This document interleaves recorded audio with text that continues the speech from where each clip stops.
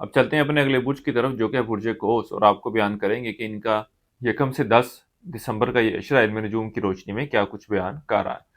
وہ افراد جو 23 نومبر سے 21 دسمبر کے عشرے کے دوران پیدا ہوئے ہیں وہ برج قوس کے تحت آتے ہیں۔ اس کے علاوہ وہ افراد جن کو اپنی تاریخ پیدائش معلوم نہ ہو مگر ان کا نام فے سے شروع ہوتا ہے تو وہ برج قوس کے تحت آتے ہیں۔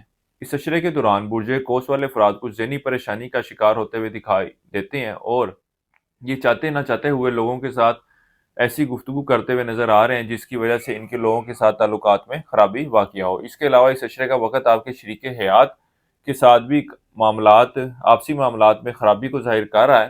بہرحال ان معاملات کی خرابی کی وجہ آپ دونوں ہوں گے، کسی ایک کی وجہ سے معاملات خراب ہوتے ہوئے نظر نہیں آتے بلکہ دونوں ہی اس میں برابری کا رول ادا کر رہے ہوں گے۔ اس کے علاوہ اس عشرے کے دوران کاروباری معاملات کے حوالے سے بھی آپ کی وہ توجہ نظر نہیں آتی جس کی ضرورت ہے، جس کی وجہ سے آپ کے کاروباری معاملات اتنی آؤٹ پٹ یا پرفارمنس دکھاتے ہوئے نظر نہیں آ رہے جس کی آپ خواہش رکھتے ہیں یا تمنا کرتے ہیں۔ اس کے علاوہ وہ برج قوس والے افراد جو ملازمت کے پیشے سے وابستہ ہے اور تبدیلی نوکری کے بارے میں سوچ رہے ہیں، اس عشرے کا وقت ان معاملات کے حوالے سے ایک اچھا وقت ہے، خاص طور پر یکم سے 8 دسمبر تک کا وقت۔ اور وہ لوگ جو بے روزگار ہیں، روزگار کی تلاش میں ہیں، اس وقت کے دوران ان کا بھی سلسلہ روزگار بنتا ہوا نظر آ رہا ہے، کوشش ضرور کرنی چاہیے۔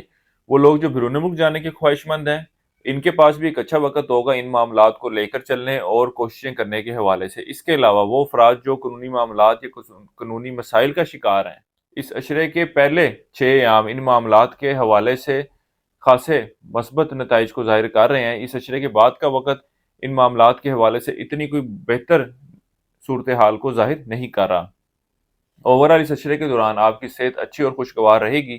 اس عشرے کے دوران آپ اندرون و سفر کے لیے بھی جاتے ہوئے نظر آ رہے ہیں۔ اپنے بہن بھائیوں کے ساتھ اچھے اور بہتر تعلقات کے استوار ہونے کو بھی یہ وقت ظاہر کر رہا ہے۔ انٹر اور اس سے کم درجے کی تعلیم حاصل کرنے والے طالب علموں کی توجہ تعلیم کی بجائے دوسری سرگرمیوں کی طرف زیادہ مرکوز رہے گی۔ بہرحال وہ لوگ جو اعلیٰ تعلیم کے حصول سے وابستہ ہیں، یہ لوگ اپنے تعلیمی معاملات کی طرف خاصی توجہ دیتے نظر آ رہے ہیں، اور وہ طالب علم جو بیرون ملک جا کر پڑھائی کرنا چاہتے ہیں ان کو بھی چاہیے کہ اس عشرے کے دوران ضرور کوشش کریں، اللہ کے فضل و کرم سے بہتر نتائج کا حصول ہوگا۔